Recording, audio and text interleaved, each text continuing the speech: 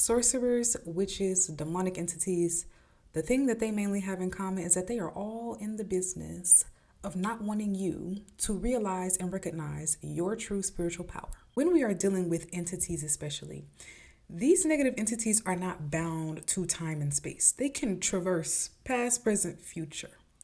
And so this is why some people are in situations where they will notice that they have been dealing with a particular entity or energy from the time that they were born. And this is a form of spiritual suppression. The reason why certain people are so heavily targeted by entities, by sorcerers, by warlocks and witches is because of the magic that they carry and they possess. I always say, if you want to know why you are under spiritual warfare, get to know your spiritual gifts. And if you want to defeat spiritual warfare, get to know your spiritual team, your spiritual court. Hello, beautiful people. It is Oshun Kimmy, your sage, your guru, your mystic, and your spiritual informant. And today we are talking about the power of your spirit team, how to get to know them, how to activate them, how do they work and operate, who are they? These are some of the topics that we're going to cover in this video today. We're going to be going actually deep into it on the Patreon. So I would definitely suggest joining the Patreon. So let's start with who your spiritual team is. Your spiritual team is going to consist of ancestors. So you can have ancestors who are also spirit guides. Your ancestral court are going to operate as spirit guides as well for you. In the case of ancestors, these are humans who have lived in earthly existence.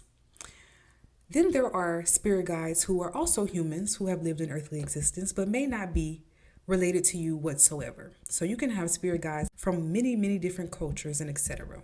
And they are on your team to help you ascend, to offer you guidance, to offer you protection, and also to help you fulfill the contract that you said you would come here to do. That's really the whole purpose of our spirit guides. Our spirit guides are the protection for our destiny. Our destiny is the soul contract that we make before we incarnate here on earth and take a physical form. And our spirit guides are a team of spirits and deities who agree to guide you and accompany you on this journey so that you can fulfill your spiritual contract and ultimately ascend in spiritual rank in the spirit world. Spirit guides want to see us succeed, want to see us be victorious. And depending on our destiny, that is going to determine what types of spirits we have in our spiritual court. Generally, the larger the destiny, the more complicated the destiny, the bigger the spiritual hitters are going to be. You can have deities, goddesses, gods, orishas in your spiritual court. This can come through your bloodline, as in your ancestry. So there are certain deities, gods, goddesses, angelic forces that have been working with our lineage for generations. The same way we have familiar spirits who can be negative entities who have been trying to oppress our lineage for generations. We also have angelic, benevolent, heavenly forces like deities, goddesses, gods, orishas, who want to see us ascend and not go into darkness or into shadow energy. And so the people and spirits who are on your spiritual court is going to tell you a lot about, one, the type of destiny that you have, and two, the type of spiritual support and protection that you have as well. Because as you get to know the people, the energies, the deities in your spiritual court, you're going to know exactly what you have within your spiritual arsenal to do.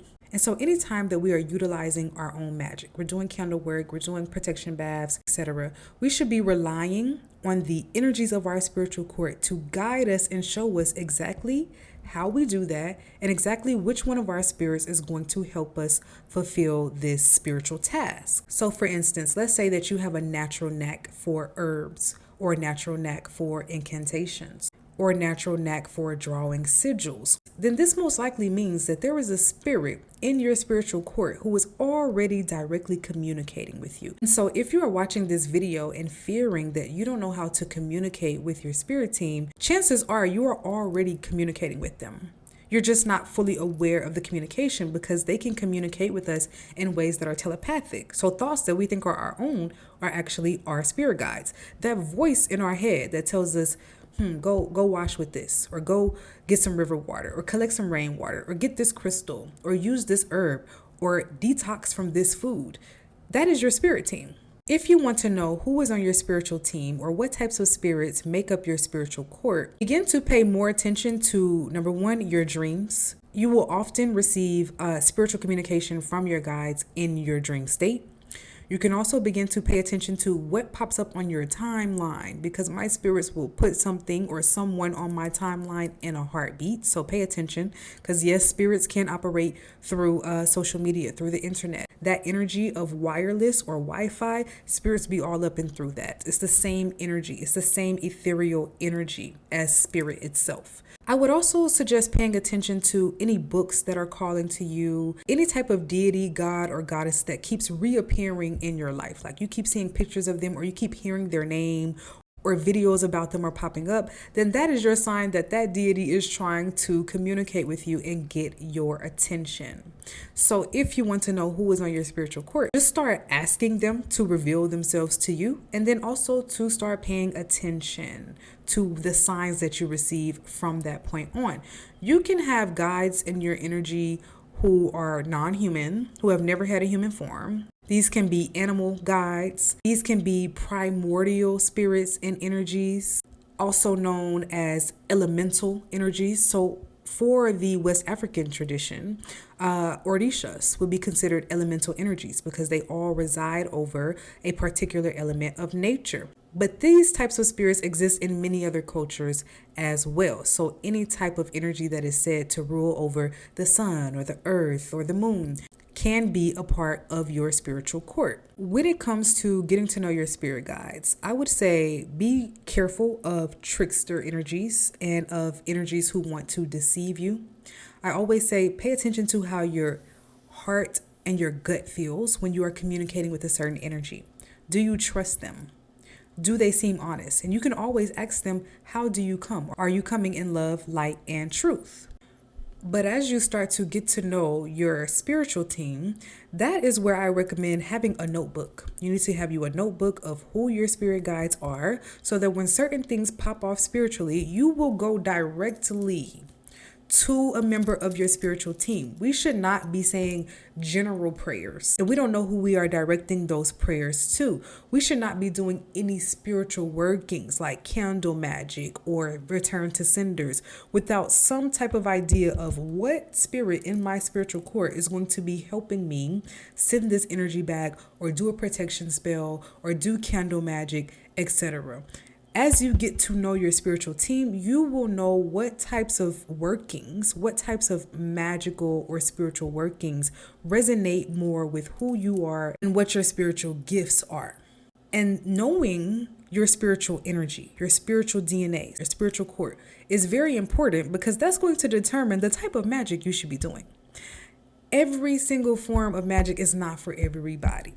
So while someone may get really good success with burning a candle or burning a bay leaf, you may be like, that does not work for me. And that could be because your element could be something else. Maybe you need to work with water. Maybe you need to work with earth.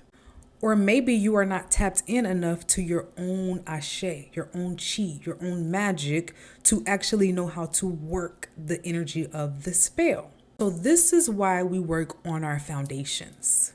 Because as we work and get to know our spirit team, then they let us know exactly what we need to do, when, what prayers or incantations we need to say, who's going to help you with the spell work, what offerings may need to be made in exchange for the assistance, because yes, everything is reciprocal in the spirit world. That's how it goes. And so this video, of course, is general for a public population. So if you would like to know specifically who your spiritual guides are, please feel free to book a one-on-one session with me, where I would recommend booking the Destiny and Spiritual Gifts reading, where we will be able to tap in with your spirit team, figure out who's on your spiritual court, and how to get you aligned with your spiritual power and your spiritual magic.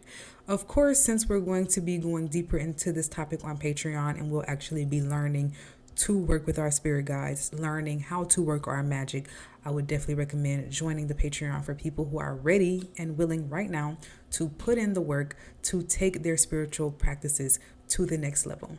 May peace and blessings be upon you wherever you are in your spiritual journey. Ashe.